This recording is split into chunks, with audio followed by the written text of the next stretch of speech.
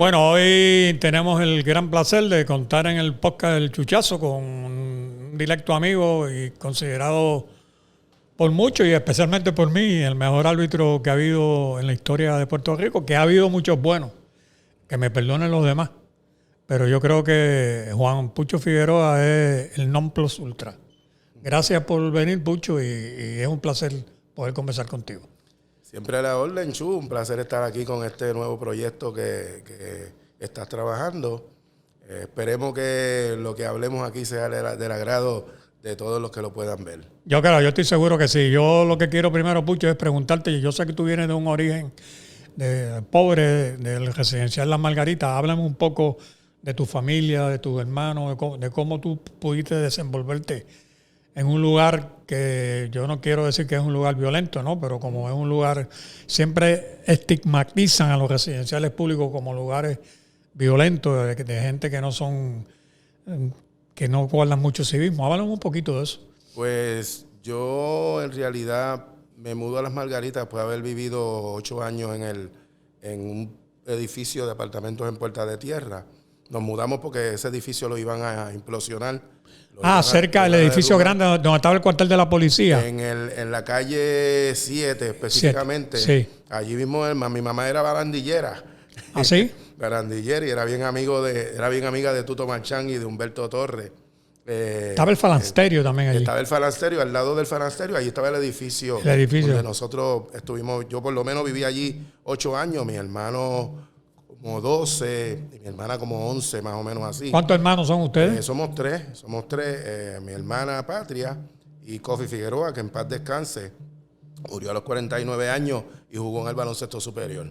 Pues entonces mami buscando, le habían dicho que tenía que moverse porque iban a derrumbar el edificio. Y fue cuando eso era la CRUF, la Corporación de Renovación Urbana y Vivienda. Que la dirigía Algaraz, José Enrique Algaraz. Eso es correcto. Y entonces conseguimos un apartamento de residencial Las Margaritas. Yo me mudo para allá a los 8 años y de inmediato pues empecé a establecer mis pininos allí en el deporte con la Liga Atlética Policiaca. Cuando cumplo como 15 años, llega a Las Margaritas los Boys and Girls Club de Puerto Rico que dirigía José Campos. Campito, ahora sí. En este momento mi santo compadre.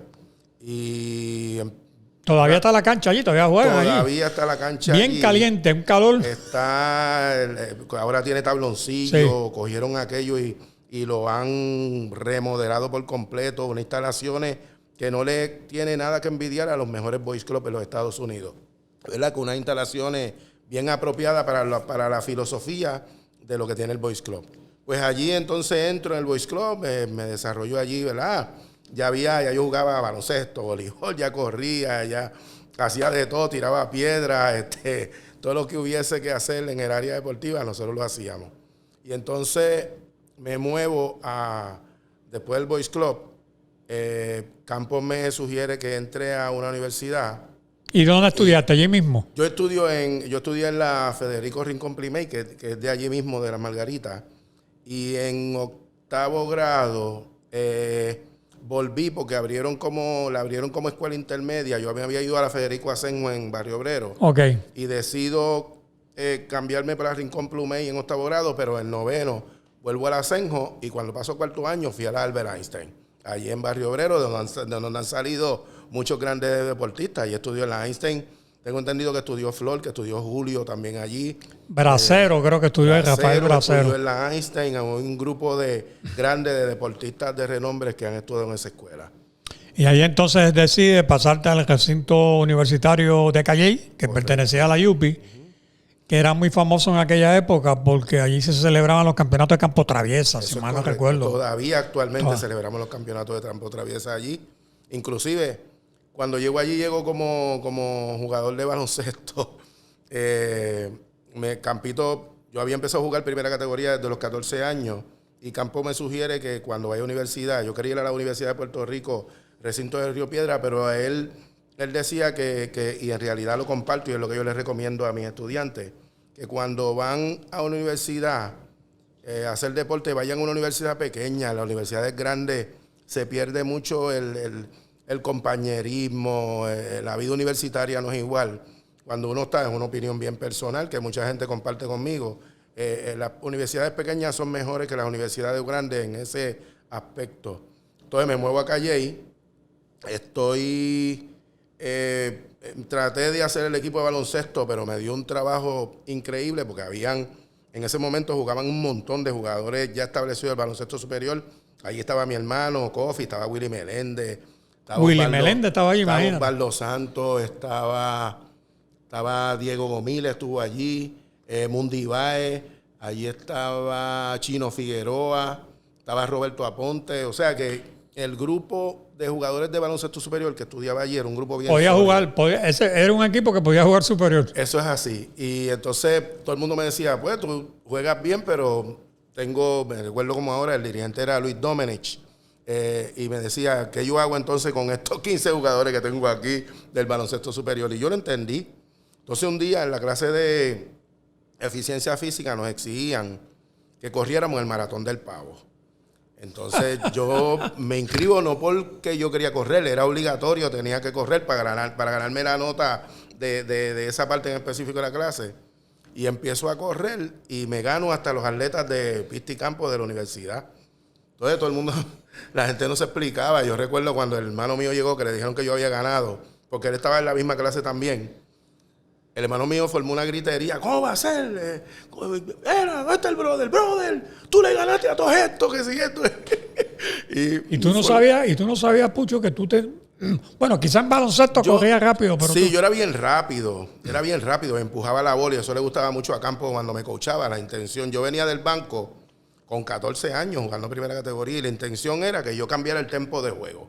Y galdeaba. Yo no era muy buen encestador, no era un jugador de 15, 20 puntos. Y fíjate, y uno viéndote bien ahora lo que le llaman el físico, las medidas antropométricas. Se nota que tú tienes cuerpo de atleta de pista y campo. Porque el atleta de pista y campo tiene el estereotipo. El estereotipo, sí, tú lo tienes. Pues entonces decido ponerme a hacer el atletismo porque me convencieron. Recuerdo como ahora que López Galarza era el decano de estudiantes en ese momento y Agustín Flores era el director atlético. Y era el que coachaba el equipo de atletismo. Entonces Agustín viene donde mí y me dice, mira, ese equipo de baloncesto te va a dar mucho trabajo hacerlo. Yo te recomiendo que empieces a trabajar en pista y campo. Y las primeras prácticas mías, Chu, eran con una tenis de baloncesto, con ropa de baloncesto. Era un espectáculo, era bien Sí, porque cómico. Tú no tenías claro, yo no tenía el outfit de indumentaria. pista y campo.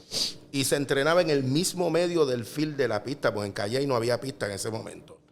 Entonces empiezo a entrenar y el primer comentario de todo el mundo cuando me dijeron que era el evento que yo iba a correr era que yo no iba a llegar a la cifra de los 49 segundos en 400 metros y que nunca iba a poder llegar al tiempo de 1.50 en 800.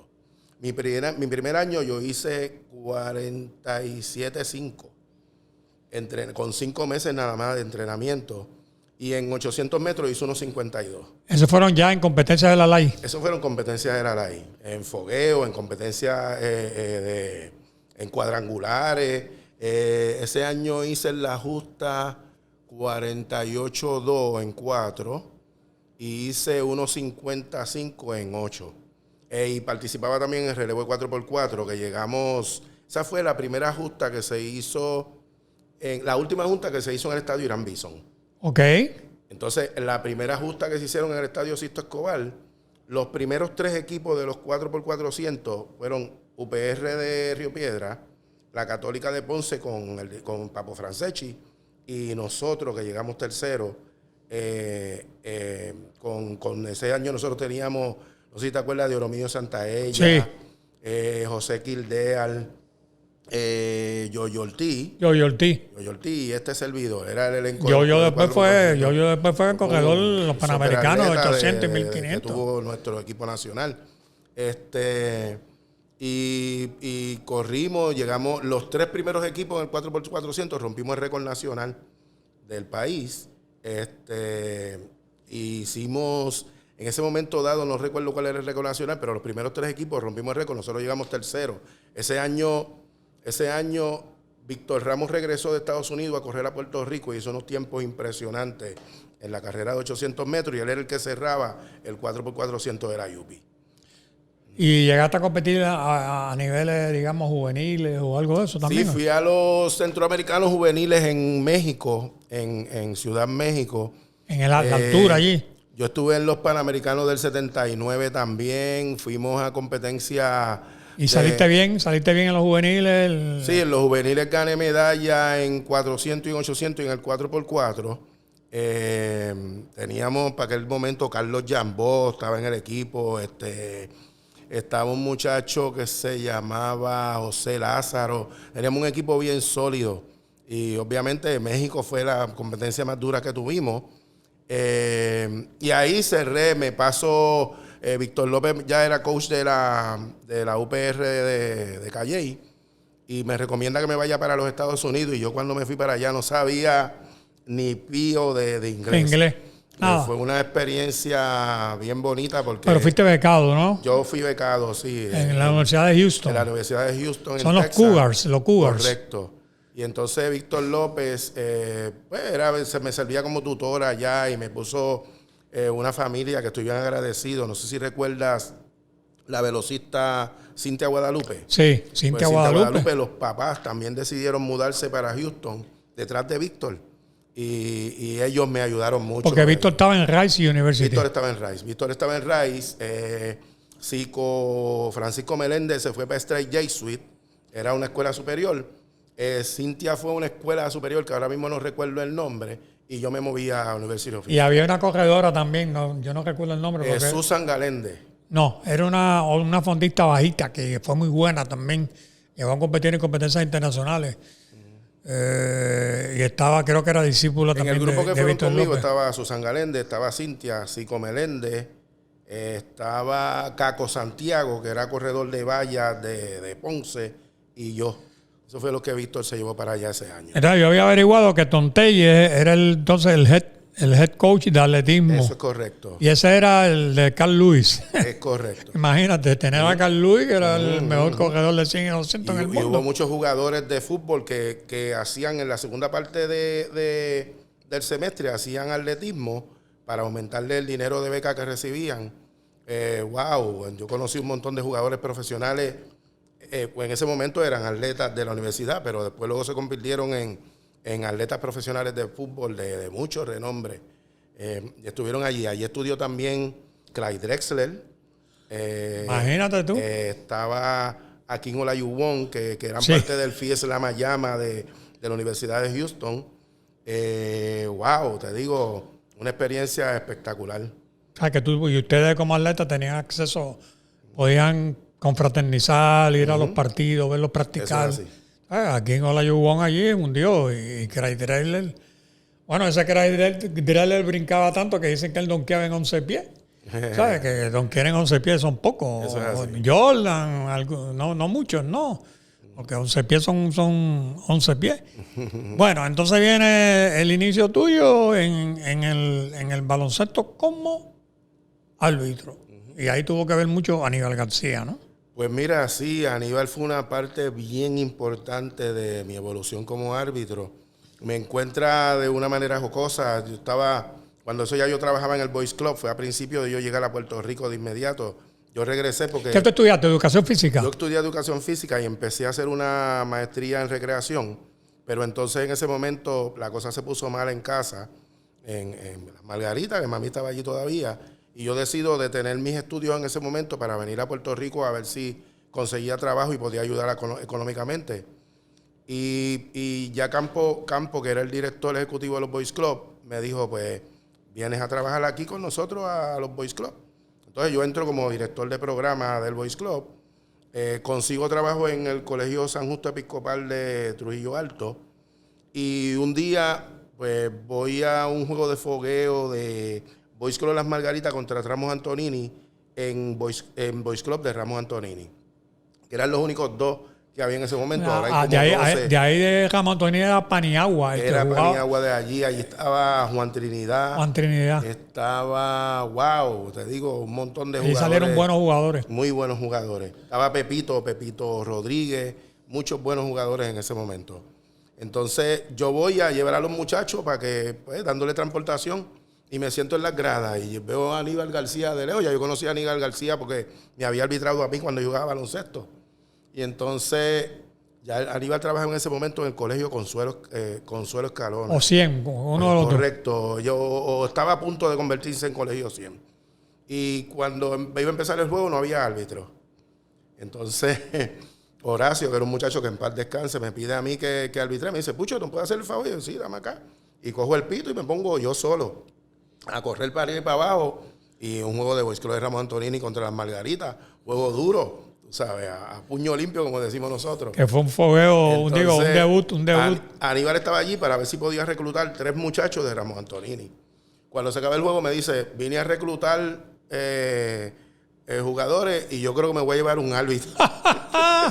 Qué bueno estás. Y entonces me hace el approach para que yo me vaya a arbitrar con ellos. Y le dije, mira, vamos a intentarlo.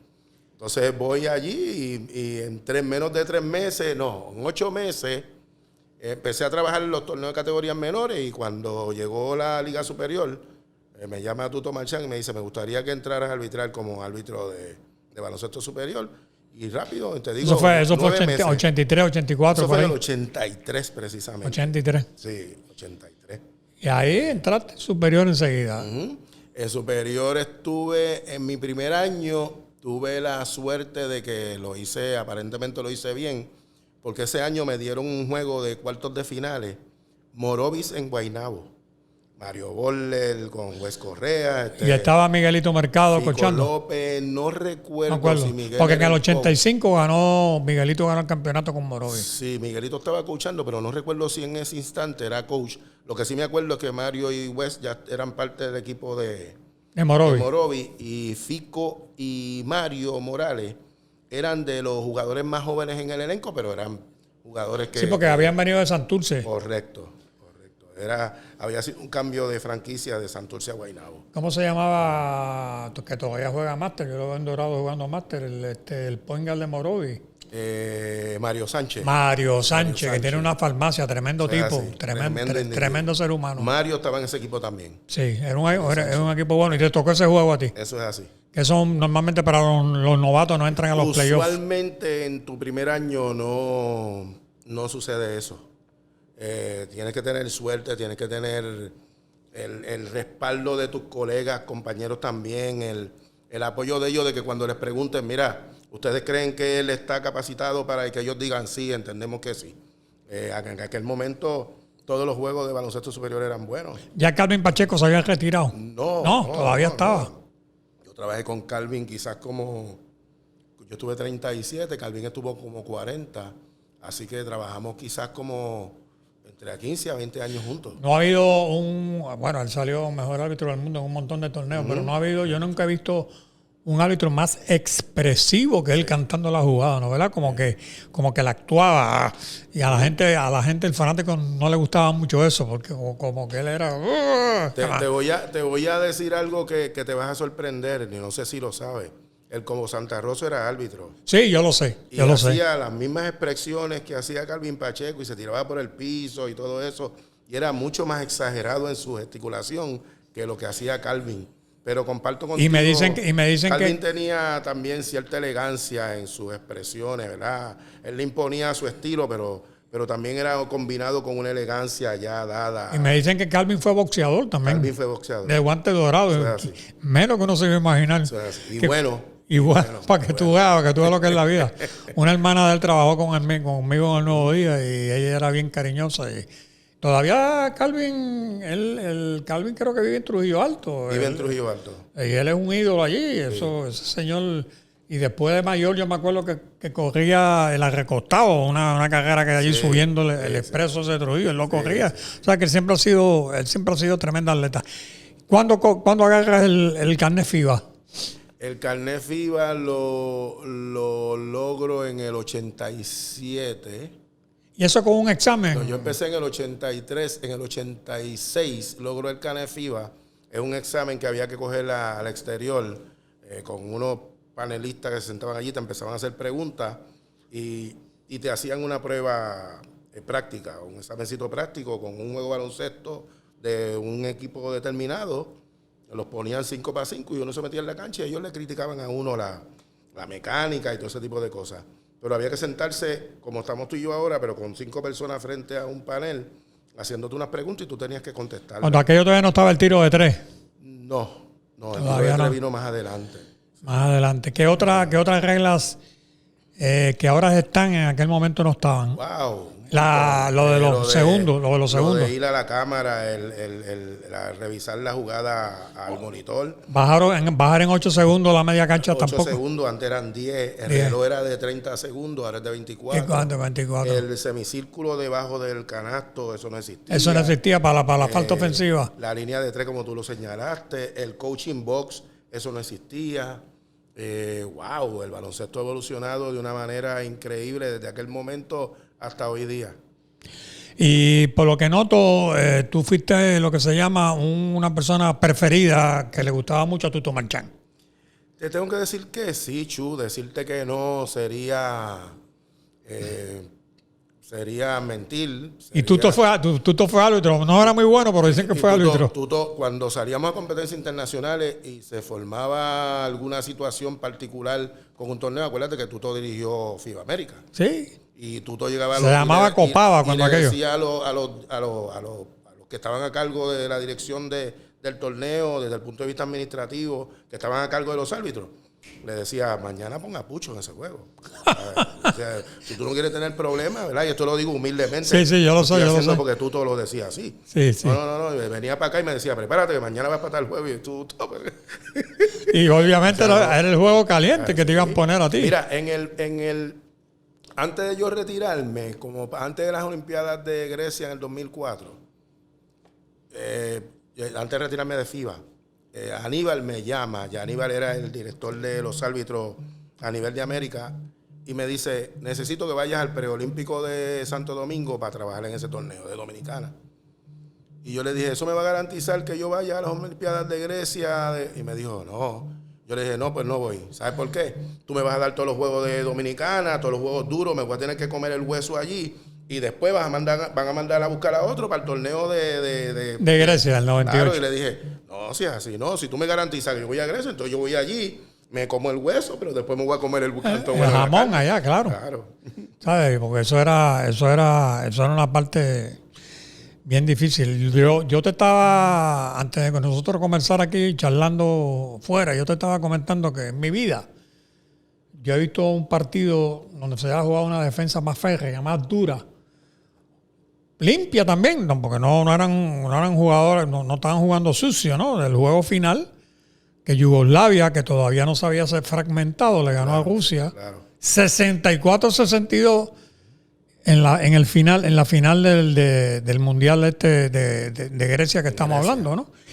Y que tú pitaste con Rubén Birovnik de Israel. Él era el árbitro principal y tú eras el auxiliar. Eso es correcto. Que yo me acuerdo que yo escribí una columna tuya diciendo que en los minutos finales como que el tipo se tragó el pito, como que no se atrevía. Estaban las tribunas llenas de rusos y llenas de yugoslavos y aquello no parecía Grecia. Y como ya Grecia se había eliminado en semifinales, pues aquello estaba bien candente. Bien emotivo, porque allí en Europa, en ese momento habían una guerra política y ¿cómo se dice esto? Rivalidad, no solamente deportiva, sino rivalidad política. Y entonces la FIBA tenía mucho cuidado con los árbitros que ponía en los diferentes juegos para no afectar tanto la situación política como la situación deportiva. ¿Verdad? Y social también. Claro. Entonces, Lugo Corleva, que era el que estaba a cargo de todos nosotros, decide poner a Rubén en ese juego. Recuerdo que la noche antes me llama y me dice, te voy a poner en un juego final, no sé con quién te voy a poner porque estoy buscando, yo tengo que poner a alguien de Europa. Y me dice, y ese árbitro de Europa va a ser el árbitro principal. Eso no tiene, los dos vamos a ser el mismo. Corleva era bien amigo de Tim Rey, amigo de Puerto Rico. Bien amigo. Lugo Corleva vino aquí un año. Sí, un año. Se hizo un gran amigo del arbitraje puertorriqueño y entendió más el juego como se jugaba el baloncesto en Puerto Rico. Y aprendió muchísimo aquí, porque me lo ha dicho él mismo. Y allá, ese torneo tuvo unas características. Wow, o sea, fue un torneo de mucho aprendizaje, no solamente para mí, sino para todo el mundo. porque la situación política era tan tensa. Yo recuerdo que yo pité un juego, no sé si recuerdo si tú estabas o no estabas allí, Grecia y Yugoslavia. Yo nunca había estado en un juego como ese en mi vida. Ya yo tenía como 12, 13 años ya trabajando en el baloncesto internacional y yo nunca había pasado por una experiencia como esa. Nadie se quería, todo el mundo se odia, todo el mundo quiere hacerle daño al otro. En la fanaticada, los griegos querían matar a los yugoslavios querían matarlos. Entonces tú dices, aquí no hay forma de ganar. Como quiera, gane quien gane, vas a salir perdiendo.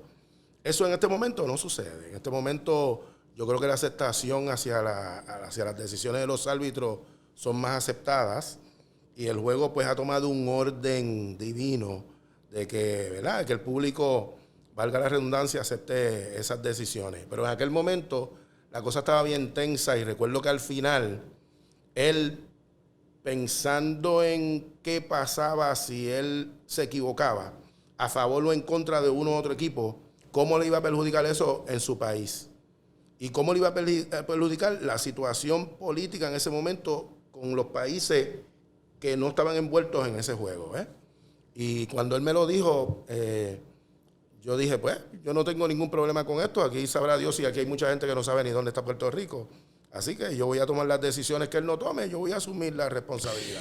Aquí siempre había el mismo comentario. Dicen, a Pucho, con Pucho nadie se atreve. Eso estaba en ti ya de un principio. Y eso, ¿no?, uno lo crea con el estilo, con los años, con la experiencia. Te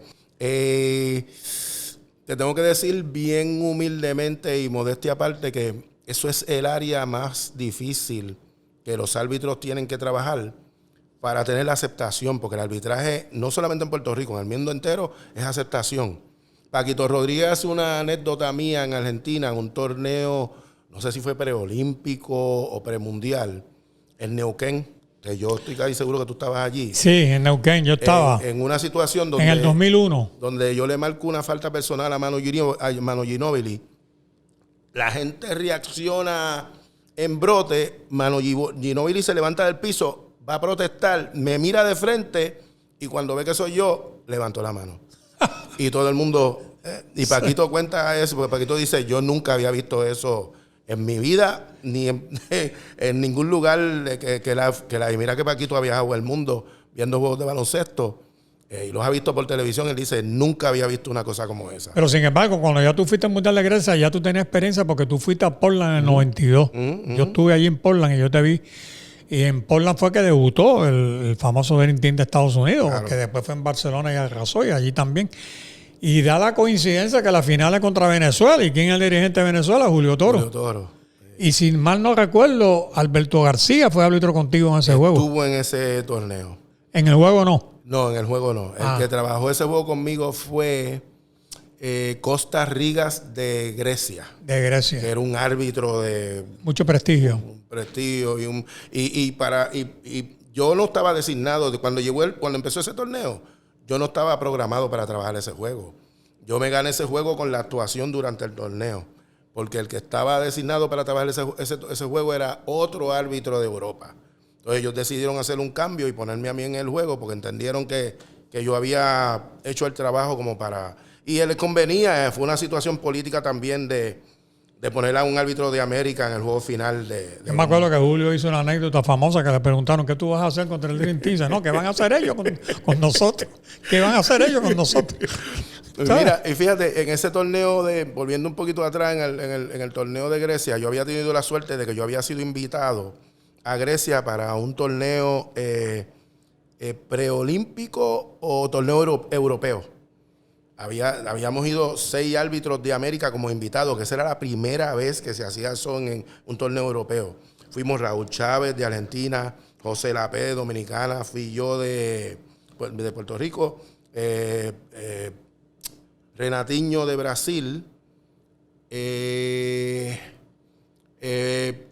George Tolliver de Estados Unidos. Wow, y me falta alguien y creo que era un muchacho mexicano que ahora mismo no recuerdo el nombre. Éramos 6. En ese torneo... Como una Eurocopa, era como una... Eurocopa. Y todos los árbitros de Europa cuando llegamos a la fase de los cuartos finales, todos se lesionaron. Todos se lesionaron. Todos, sin excepción de ninguno. Cuando yo los veía, le decía, ¿qué te pasa? Y me decía, tú eres loco. Yo pito ahí, y mañana no puedo venir a pitar aquí, y no puedo salir, no me mandan a buscar para el torneo de la Eurocopa. Todos se lesionaron y dijeron que no podían trabajar. Al otro día, todos estaban bien, porque ya estaban decididos los semifinalistas y ya estaban decididos los que iban para la ronda del quinto al octavo. Entonces tú también estuviste en la Olimpiada de Montreal y pitaste por el bronce entre Lituania, que estaba Sabonis, Arvidas Sabonis, que se ha considerado 7-3. Eso es así. Y dicen que nunca ha habido un jugador de más de 7 pies que pasara la bola mejor que ese tipo. Ese tipo parecía un ponga pasando la bola. Olimpiadas de Atlanta. De Atlanta en el 76.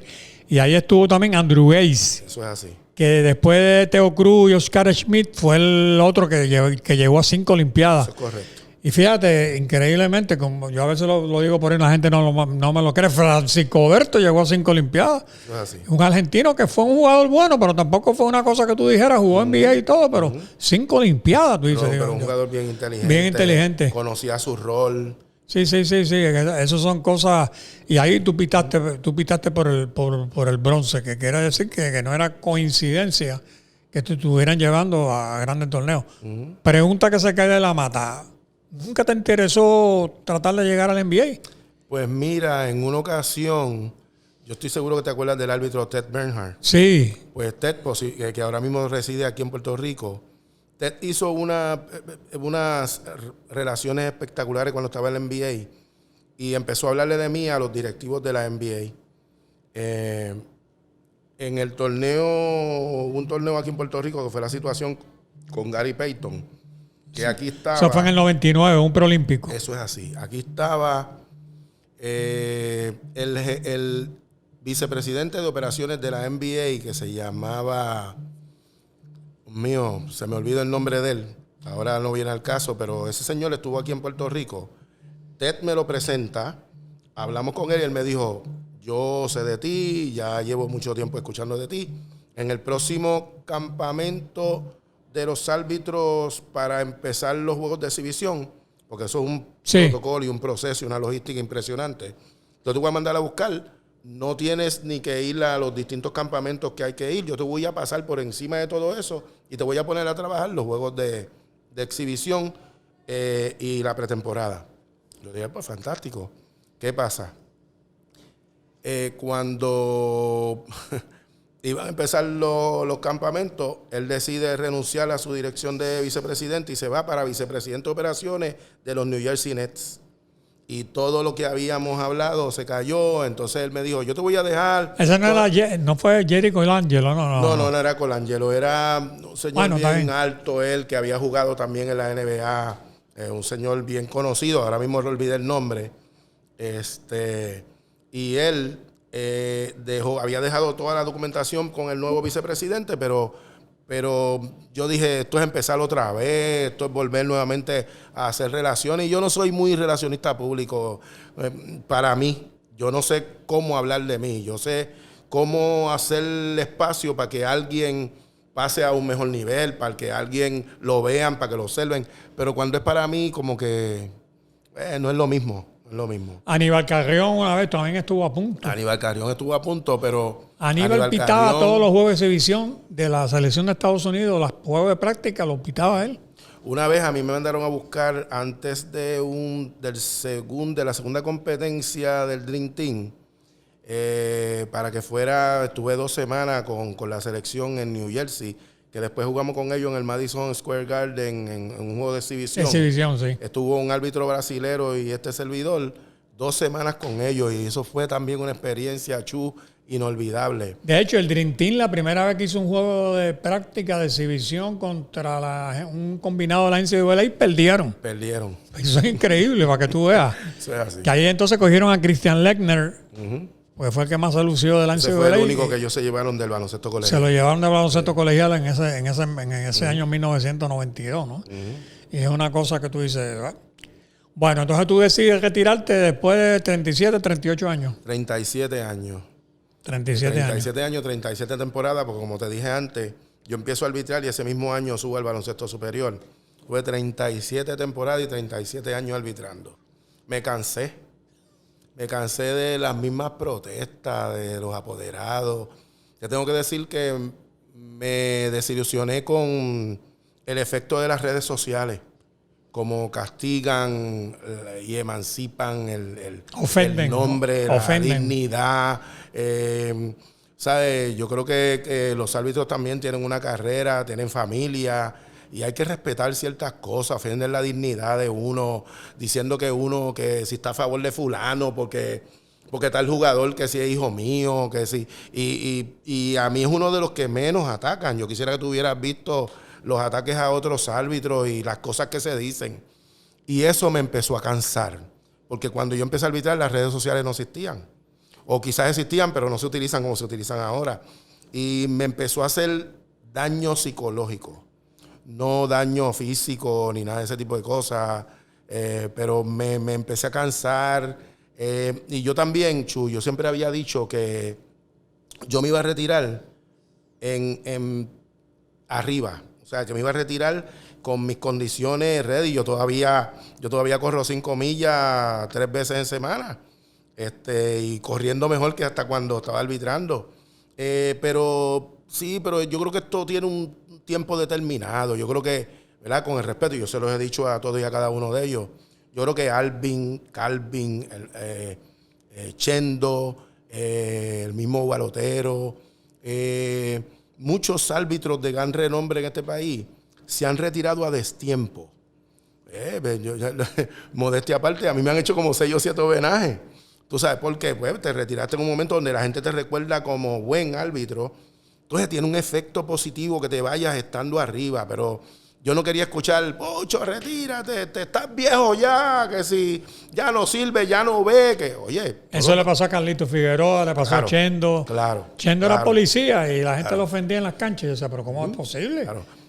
Carlito Figueroa, a Hugo Alotero. Alvin Boria. Alvin Boria. Alvin Boria ha sido de lo mejor y un árbitro de una grandeza impresionante, de una exactitud al cantar, ecuanimidad, honestidad. Y Alvin se retiró. Que yo ahora decía, lo que queda es Carlos Tarratze, yo creo que es el más viejo que queda. Es el más viejito que hay ahora. Y ya yo le estoy diciendo, llevo 2 años diciéndole, Carlos, está bueno ya. Él me dice que va a seguir como 10 años más. Y ven acá, es bueno que los árbitros piten rápido, aunque se equivoquen, que no tarden mucho en cantar la jugada. Claro, porque aunque te equivoques, estás siendo preciso y estás tomando una decisión de inmediato. A nosotros no nos pagan para nosotros pitar y pensar a ver qué me conviene, qué no. O sea, cuando tú pitas rápido, pitas lo que viste. Quizás te equivocaste en lo que viste, pero estás pitando de inmediato y tomando una decisión de acuerdo a tu apreciación en lo que estás observando.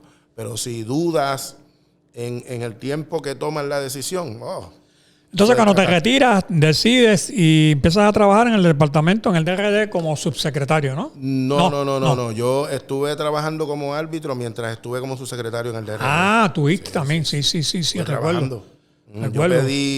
Hicimos una consulta a Ética. A Ética, y se podía. Ética nos dijo, no, eso depende de ustedes. Si ustedes entienden que eso no te perjudica en tu trabajo, adelante. Y Hernán Horta, que era Ramón Horta, Horta, pero ¿cuál es el nombre?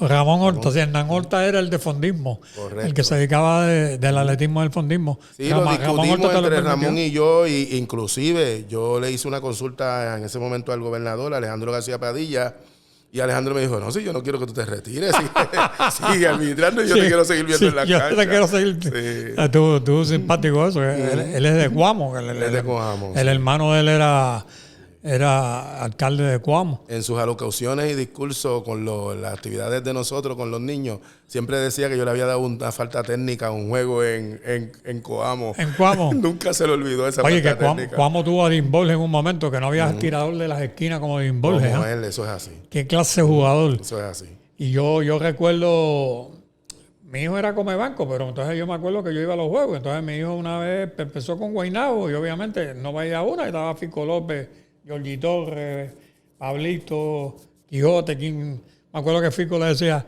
tú tienes que tirar más. Y decía, mi hijo, ¿cuándo voy a tirar? Sí, tú sabes, pero en los scrimmage Si tú haces, que tú lo sabes, si tú haces ese scrimmage en superior, tú puedes jugar superior. Claro Porque eso, un scrimmage es como un juego de práctica, tú sabes. Claro que sí. Y yo recuerdo que cuando fueron a firmar para Yumas a Edgar Padilla. Carmelo y a Edgar. Sí, vinieron, Hidel ya había estado allí, entonces vino el coach y Miguelito hizo un juego de práctica. Un juego de práctica. Y entonces, por la tarde, para que vieran jugar. Entonces, lo más que impresionó al coach fue, decía lo unselfish que era Edgar, que era todo lo contrario. Edgar no era un selfish, pero en ese juego, Miguelito le dijo, no te pongas a dar juego ni nada, tú pasa la bola. Que entonces surgió Carmelo Travieso y él, que llegaron a un Final Four. Claro. Entonces, tú también trabajaste en la Universidad Central de Bayamón. Ahora mismo estoy trabajando allí a la orden. Estamos dirigiendo el departamento atlético. Allí haciendo lo que sabemos hacer con los Y cuando tuviste en la Bayamón Militar Academy, estaba tu hijo jugando voleibol también, Juanchi, y estaba Guillermito Díaz. Guillermito Díaz estuvo con nosotros también. Que dice, todo el mundo dice que Guillermito Díaz era mejor jugador de voleibol que de baloncesto. Yo concurro con esa apreciación de Guillermo totalmente. Cuando nosotros jugamos, estoy seguro que te recuerdas el Mundial Escolar del 2000 que fue aquí en Puerto Rico. A mí se me acercó el coach del equipo de Italia y me dijo, ahora mismo, Guillermo estaba en 10º grado en ese momento. No, Guillermo estaba en 11 y Juanchi estaba en 10. Y él me dijo, ahora mismo yo me llevo a ese muchacho para jugar a Italia en el deporte profesional. Fácil, en este momento se gana $200,000. En aquel momento, con 16 años, 16, 17 años, ya él quería llevárselo, que estudiara cuarto año allá en Italia. Por el brinco. No, Guillermo tenía un brinco tan espectacular y tan salvaje y tan explosivo como el de Piqui Soto en un momento dado. Bueno, él ganó, yo si mal no recuerdo, una competencia de la NCAA de donqueo en Hawái. Y el ganador fue él. La competencia de donqueo de toda la NCAA la ganó él, la competencia de donqueo, por el brinco que tenía. Era un salvaje. La gente no se acuerda, llegó a jugar un poquito en NBA. Eso es cierto.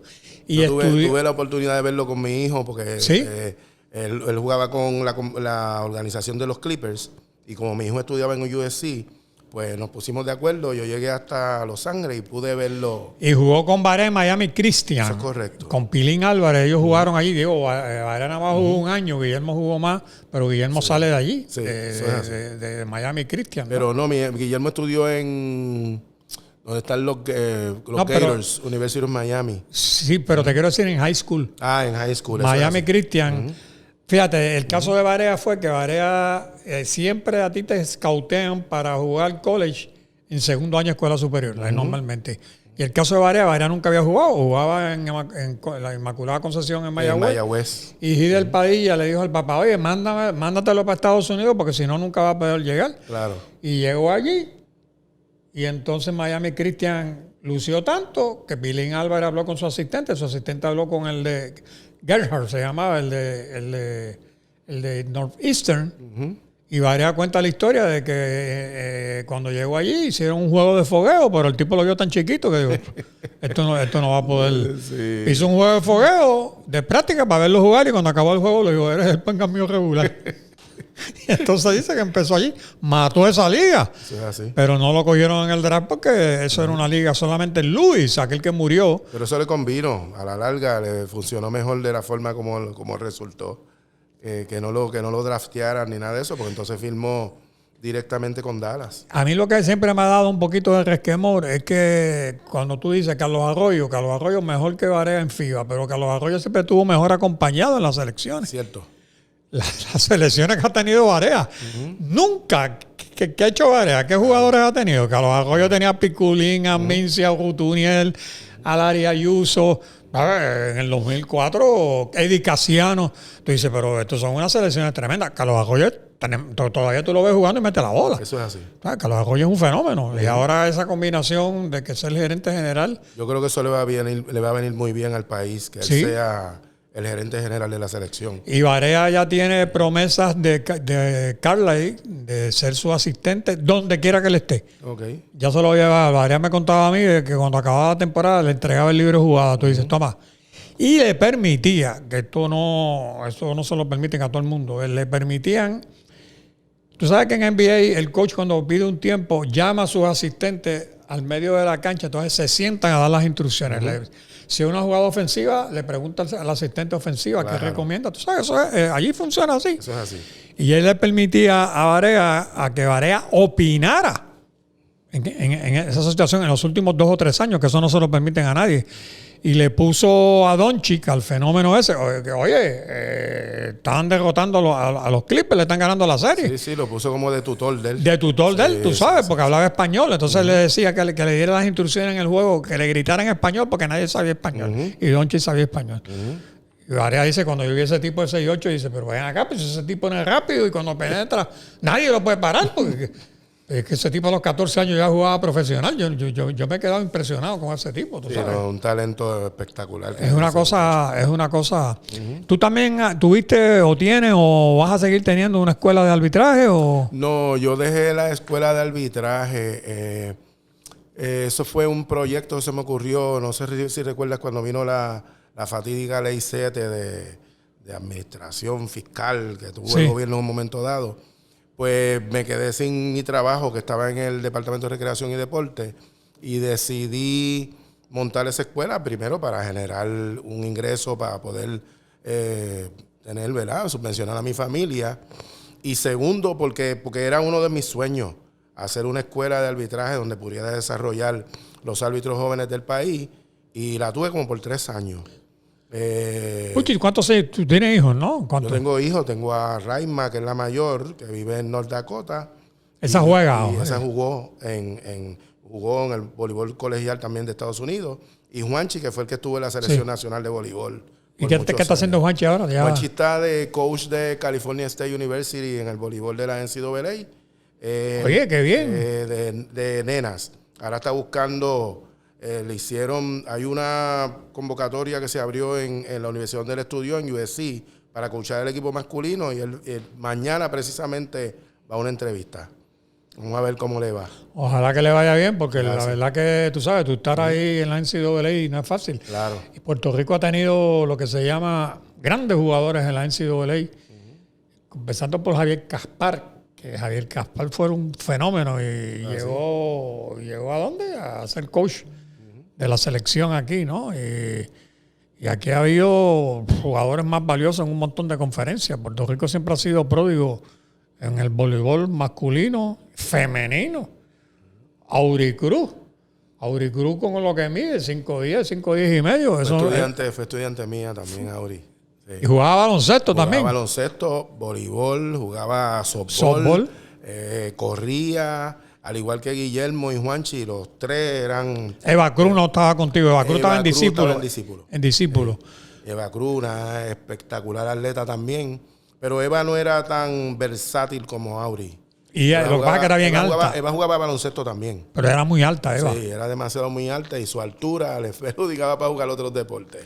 Pero Auri, yo te digo, y Auri ha capitalizado dinero en cantidad. Jugó en Corea, jugó en países, en Azerbaiyán, ¿sabes? Pero ganando mucho dinero. Está muy bien económicamente. Muy bien. Y ha hecho unas inversiones bien precisas. Ella no ha botado su dinero. Ha hecho, de verdad, Auri ha pensado muy bien. Yo la tuve aquí en un podcast.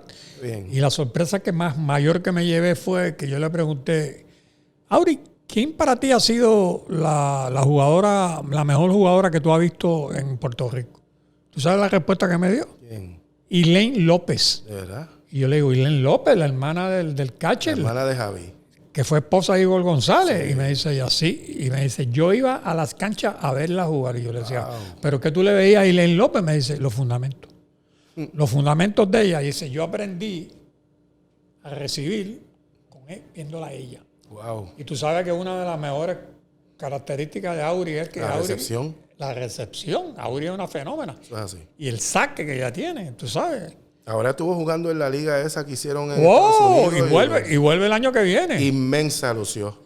Terminó tercera. Y Auri tiene que tener como 38 años, porque mi hija acaba de cumplir 37 y Auri le lleva uno a Raima. 38 años. Y ya me dijo que esa liga vuelve porque tuvo un éxito tremendo con más dinero Porque esa liga te sumaban unos puntos y tú ibas cambiando de equipo. Eso es así. Ganó una americana, fue el primer lugar, ella terminó tercera y te daban unas bonificaciones, pero creo que a ella le tocaron como 20 o 30 mil dólares. Ganó muy buen dinero. De bono, tú sabes. Muy buen dinero. Y ella, como tiene tanto dinero, ella es tan dedicada, no engorda. Claro. Se mantiene, tiene un físico. Ella me dice que ella cuida mucho su físico también, que ella estira, que ella entrena, que ella corre. Inclusive ella no ha concebido todavía un hijo porque siempre se ha mantenido jugando y estaba pensando en prepararse para ese proceso.